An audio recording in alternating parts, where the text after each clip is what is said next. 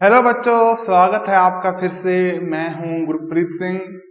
हमने इससे पहले औपनिवेशिक आक्रमण के बारे में बात की, उसकी बुनियाद की बात की, क्यों भारत पर औपनिवेशिक आक्रमण हुआ। कारण स्पष्ट था, भारत में राजनीतिक अस्थिरता और आपसी कलह। हमने जानने की कोशिश की कि क्या इस उस समय के तत्कालीन कारण थे जिसके कारण भारत की आंतरिक व्यवस्था कमजोर हो रही थी। और इसी कड़ी में हम बात कर रहे थे 18वीं शताब्दी में भारत की राजनीतिक और आर्थिक स्थिति, राज्यों की आपस में संबंध, इस तरह की कुछ बातें हमने इसमें जाना था कि मुगल साम्राज्य जो अब तक पूरी पीक पर था, अपनी सर्वोच्चता पर था, वो क्यों अपने इस बुरे दौर में प्रवेश कर चुका था। साथ ही साथ हमने अवध, असम, बंगाल, इन राज्यों की भी बात की। अब हम इसके बाद अगली बात करेंगे सिख राज्य की।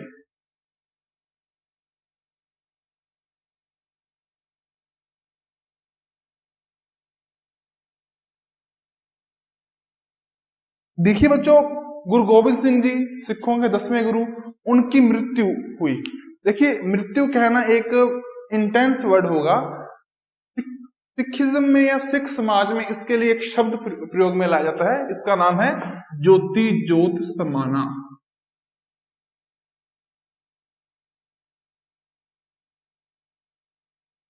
तो बच्चों ऐसा है कि गुरु गोविंद सिंह जी ज्योति ज्योत समा गए, यानी कि एक ज्योति उनके अंदर थी, वह ज्योति उस परमात्मा की ज्योति के साथ जाकर मिल गई। इस तरह से एक धार्मिक या एक आध्यात्मिक शब्द है ज्योति ज्योत समाना, इसका प्रयोग किया जाता है। उनकी ज्योति ज्योत समाने के बाद उनके अनुयायी, जिन्हें सिख कहा जाता था, सिख का तात्पर्य है सीखना, और सीखा जाता है हमेशा अपने गुरु से। गुरु चाहे किसी व्यक्ति के रूप में हो, चाहे विचारों के रूप में हो, चाहे आपकी पुस्तक हो। यदि आपकी पुस्तक आपको कुछ सिखा रही है तो वो आपकी गुरु है, ठीक है। और सिखिज्म में जितने भी विचार थे वो उनके गुरु बन गए। गुरु किसके लिए है?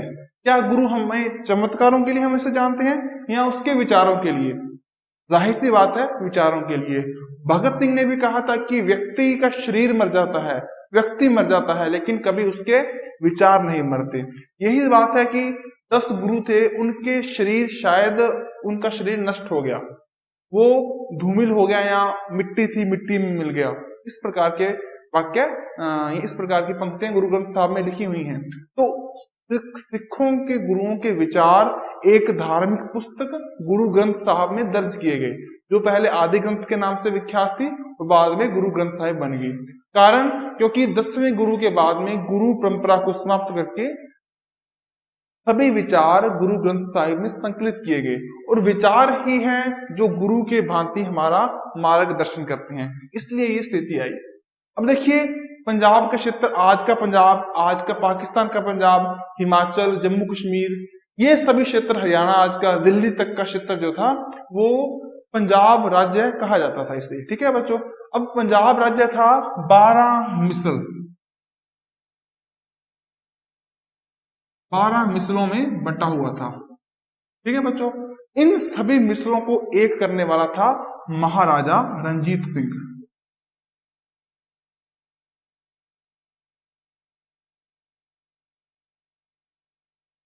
इनके साथ भी अंग्रेजों का टकराव हुआ था, खैर वो बात की बात, हम उसके बारे में बात करेंगे। तो मोहम्मद शाह अब्दाली जब उसने भारत पर हमला किया तो गाज यहाँ पर भी आई, ठीक है ना, इस क्षेत्र में भी आया। हालांकि अब्दाली बाद में चला गया, लेकिन ये साम्राज्य बना रहा। उसके बाद अंग्रेजों के साथ भी इनका टकराव चलता रहा, जिसके बारे में हम आराम से आगे आने वाले अध्यायों में चर्चा करेंगे। तो बच्चों, महाराजा रणजीत सिंह के बाद अपने बात करेंगे राजपूत राज्य की।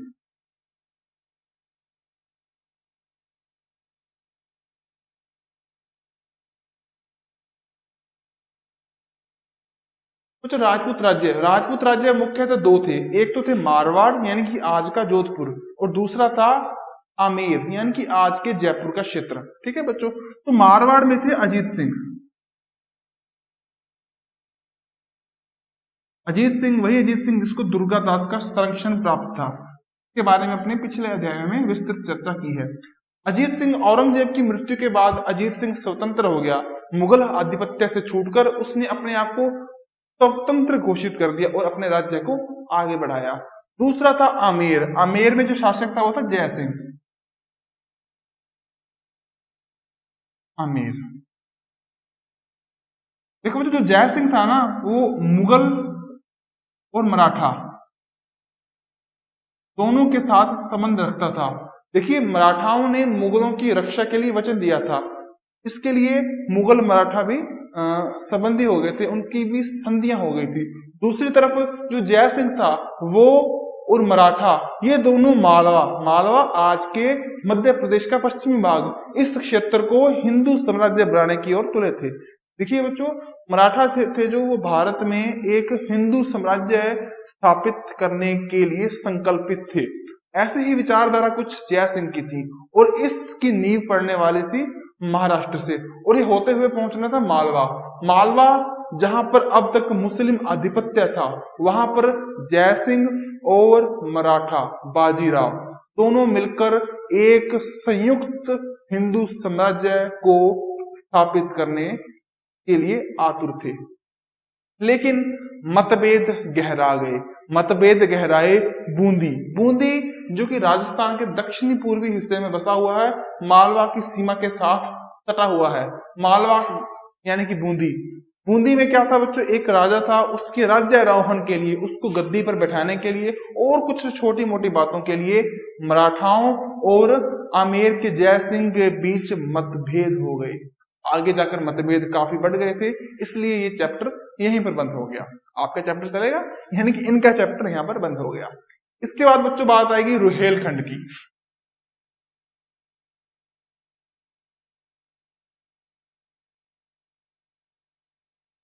कभी मध्य भारत का हिस्सा रहे रुहेलखंड की कहानी भी काफी दिलचस्प है। यहाँ पर थे अली मोहम्मद खान।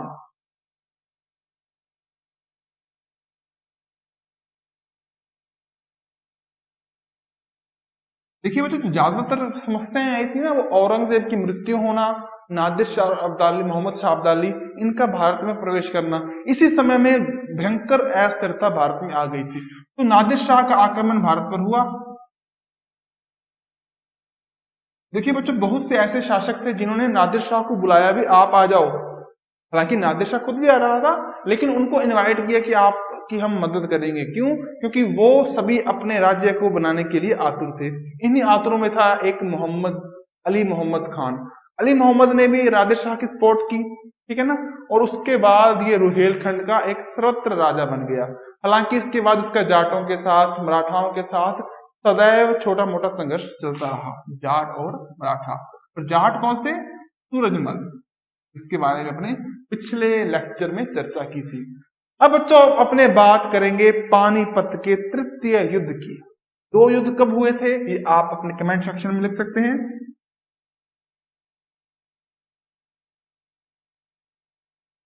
पानीपत का तृतीय युद्ध।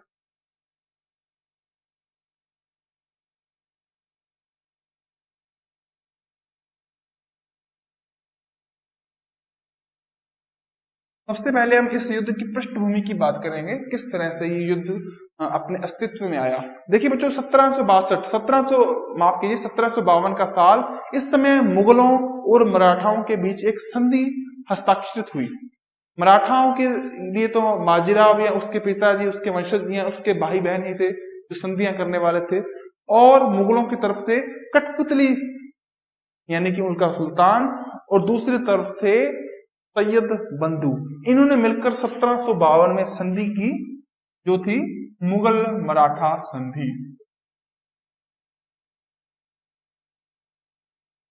इस संधि के अनुसार मुगलों ने बहुत सा क्षेत्र मराठाओं को देना तय किया, जो कि मराठाओं की भूमि के साथ था। इसी के साथ उनके कुछ रिश्तेदार, कुछ परिवारजन थे जो मुगलों की कैद में थे, उनको छोड़ना भी तय हुआ।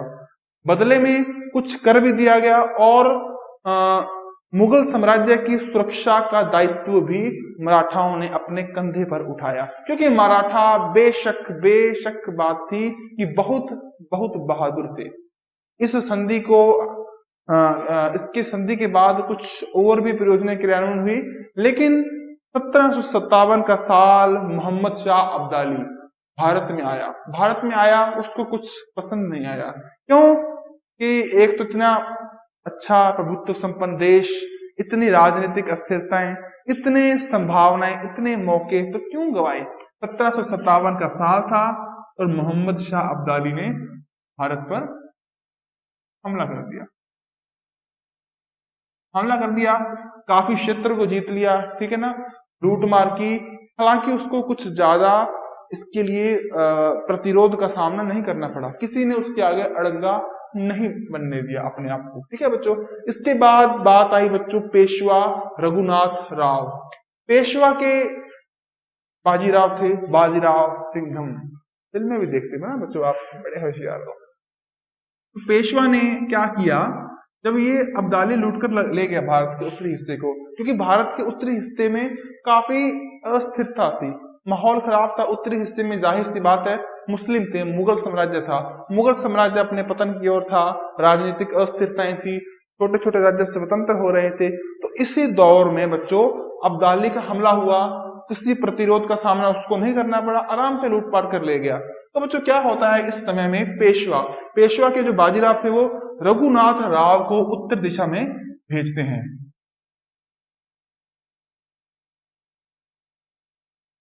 ताकि अब्दाली के नुकसान की भरपाई की जा सके। इसी समय में वो दिल्ली में गए, वहां पर नजीबुद्दौला नाम का एक व्यक्ति था जो कि मोहम्मद शाह अब्दाली के प्रतिनिधि के रूप में दिल्ली में था, ठीक है ना, वहां का शासक बन बैठा था। तो उसको अपदस्थ किया गया। किसको किया गया? नाम की गौर कीजिए, नजीबुद्दौला, नजीबुद्दौला,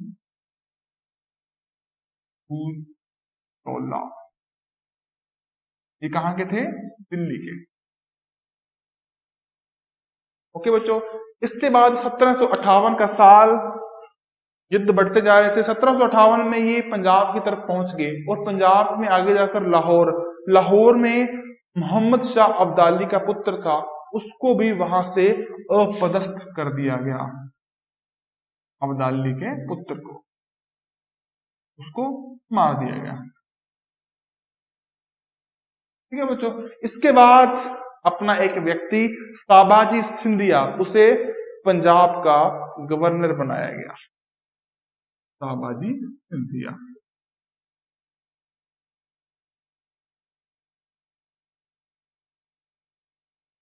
गवर्नर ऑफ पंजाब।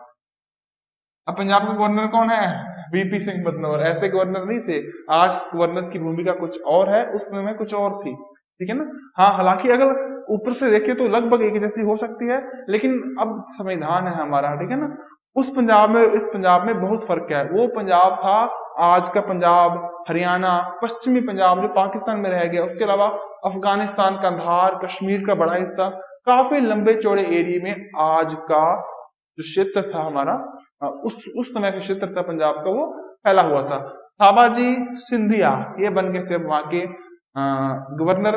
तो इसके कारण अब दोनों पासों में, यानी कि दोनों पार्टियों में, कौन सी पार्टियां, मुगलों में और अब्दालियों में संघर्ष होना तय था। अब मुगलों की सुरक्षा का भार है मराठाओं में, तो संघर्ष अब मुगलों और अब्दाली में न होकर मराठाओं और अब्दाली में था। तो इसके लिए अब इनका युद्ध होना तय था। तो पानीपत का तृतीय युद्ध, इसकी पृष्ठभूमि आपने समझ ली थी, क्यों युद्ध हुआ था, क्या स्थितियां उस समय तक बन चुकी थी। अब हम बात करेंगे पानीपत के तृतीय युद्ध के बारे में, ठीक है। तो पानीपत का तृतीय युद्ध, इसकी तारीख की अगर बात करें तो 1759 था, माफ कीजिए 1761 का साल था और 14 जनवरी। लेकिन इससे पहले अब्दाली आया। 1759 में अब्दाली ने फिर से भारत की ओर एंट्री ली। 1759 में एंट्री हो गई। ओके बच्चों, इस एंट्री के बाद बच्चों क्या हुआ कि 14 जनवरी 1761 का में ये युद्ध लड़ा गया। 14 जनवरी 1761, ठीक है बच्चों। इस समय युद्ध लड़ा गया। शिवाजी, माफ कीजिए, बाजीराव की तरफ से उसका चचेरा भाई सदाशिव राव और उसी का पुत्र विश्वास राव युद्ध में लड़े। सदाशिव राव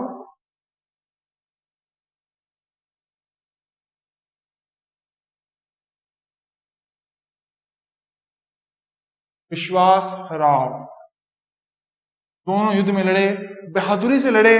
प्रारंभ में बच्चों क्या था कि जो अब्दाली के विपरीत जो मराठा थे उनका पक्ष भारी पड़ा, लेकिन स्थितियां बदली और अब्दाली मराठाओं की सेना को हराने में कामयाब रहा। इसके साथ साथ मराठाओं की सेना हार गई और अब्दाली के कदम भारत की ओर प्रशस्त हो गए। बच्चों पानी पी लो एक बार में।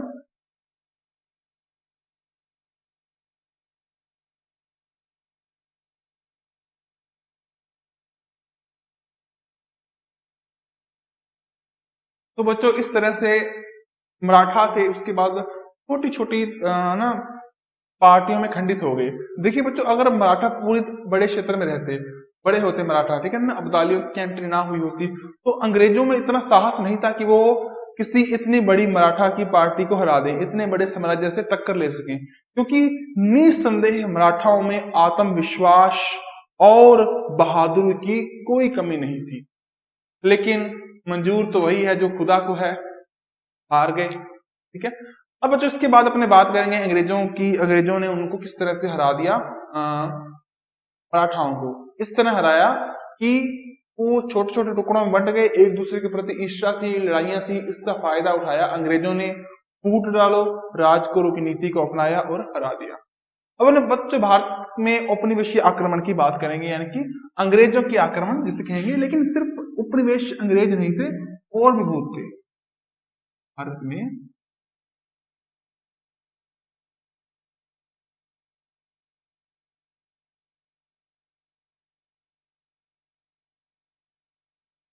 जो हमारा पाठ में है ना, उपनिवेशिक आक्रमण। तो जो उपनिवेश, उपनिवेश है जो कि निवेश कर रहे हैं किसी जगह पर जाकर, वहां पर अपनी कॉलोनी को बसा रहे हैं। तो इसी तरह से बहुत से यूरोपीय देश, क्योंकि वहां पर औद्योगिक क्रांति आई थी, तो कच्चे माल को प्राप्त करने के लिए और अपने माल को खपाने के लिए किसी बाजार की आवश्यकता के मद्देनजर अत्यंत संपन्न क्षेत्र यानी कि भारत और दक्षिणी एशिया में प्रवेश कर चुके थे यूरोपीय। इसमें थे पुर्तगाली, डच, डेनमार्क, फ्रांसिस्ट, इंग्लिश, इस तरह के बहुत से। ठीक है ना, भारत में पुर्तगाल, डच, इनका स्पेन, इनका तो जो कार्यकाल था, इनका टेन्योर था, इनका समय कुछ ज्यादा समय तक नहीं था, ज्यादा समय तक टिक नहीं पाए। मुख्यतः दो शक्तियां थी, पहली थी इंग्लैंड, इंग्लैंड जिसे कहते हैं अपने, और दूसरी थी फ्रांस। तो जो इंग्लैंड के पास प्लस पॉइंट ये था कि एक बार फर्रुख शेर जो कि मुस्लिम शासक थे, मुस्लिम सुल्तान थे, वो बीमार पड़ गए। तो इंग्लैंड का एक डॉक्टर था, वो गया, उपचार किया तो बच्चों ठीक हो गए, खुश हो गए फर्रुख शेर, और उनको विशेष तरह के अधिकार पत्र दे दिए बंगाल में। इसके कारण जो अधिकार पत्र थे, जो फ्री पास था, ठीक है ना, जिसको जिसको कहते थे दस्तक, फ्री पास, कहीं पर भी आने जाने के लिए उनको टैक्स नहीं देना पड़ता था। इससे उनका व्यापार प्रफुल्लित हुआ, बंगाल में उनका व्यापार बढ़ गया था। ठीक है ना, और 18वीं शताब्दी आते आते तक ना फ्रांस और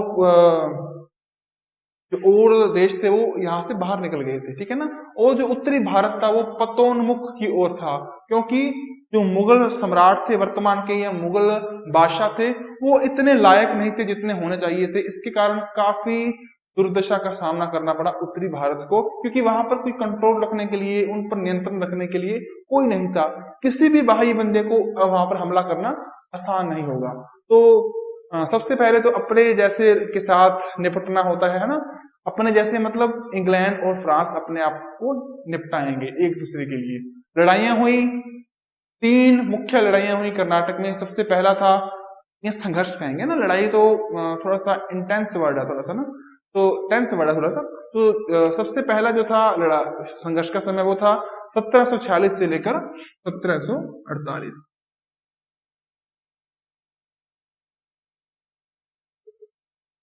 जो दूसरा समय था संघर्ष का, वो 1749 से लेकर 1754।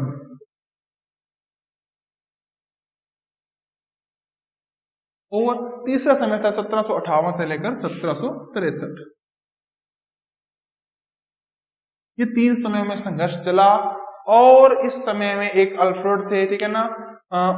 अल्फ्रेड ने एक बात कही कि किसी भी औपनिवेशिक शक्ति को भारत में बने रहने के लिए दो महत्वपूर्ण चीजों का होना आवश्यक है। पहला, जो उनकी तटरक्षा है वहां पर मजबूत बैरिकेड्स हों, ठीक है ना, उस पर अच्छी तरह से निगरानी रखी जाएगी ताकि बाहर से अगर कोई हमला करे तो पता लग जाए, बाहर से सहायता आए तो पता लग जाए, यानी कि तटरक्षा। और दूसरा था नौसेना में संचार,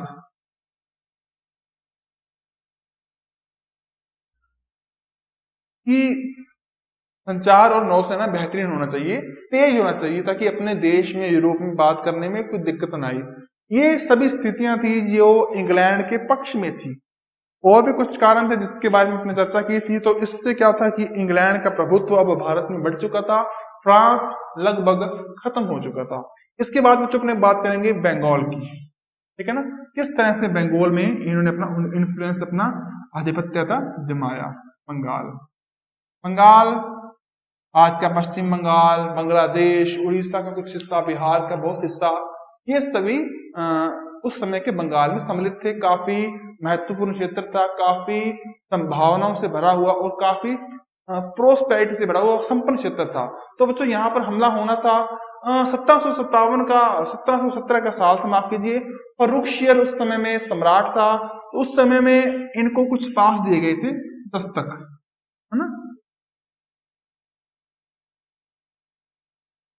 इसके कारण अंग्रेजों को उस जगह पर अपने व्यापार को प्रफुल्लित करने में काफी सहजता, काफी आसानी हुई, ठीक है ना, मजे थे उनके इसके कारण। तो व्यापार बढ़ रहा था और इसके कारण वो अपनी जड़ें वहां पर जमाने में कामयाब रहे थे। तो बच्चों क्या हुआ, 1740 के साल में अली वर्दी खां वहां पर बन गया था।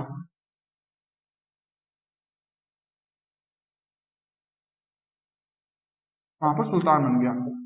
अब इसने क्या कहा कि अंग्रेजों को कि आप यहाँ पर किलेबंदी नहीं करेंगे। किलेबंदी का तात्पर्य है कि इसने अंग्रेजों को भरोसा दिया कि मैं आपकी सुरक्षा करूंगा, आप व्यापार करने हैं, लेकिन ऐसा ना हो कि आप अपनी खुद की सुरक्षा कर रहे हो तो आप किले बना लीजिए, हमारे ही घर में घुसकर हमारे यहाँ किले बना लो, ठीक है ना। क्योंकि अगर आप किले बना लोगे, कभी हम पर हावी हो जाओगे तो हम क्या करेंगे, हमारे एरिया में किले बना रखे हैं, हम तो आपको नहीं पटक पाएंगे, ठीक है ना। तो एक किलेबंदी का समझौता भी किया गया, ठीक है। दूसरी बात, माफ कीजिए, 1756 में अली वर्दी खां के बाद उसका जो पुत्र था सिरोजुद्दौला वो बना, ठीक है। 1756 के साल में सिरोजुद्दौला।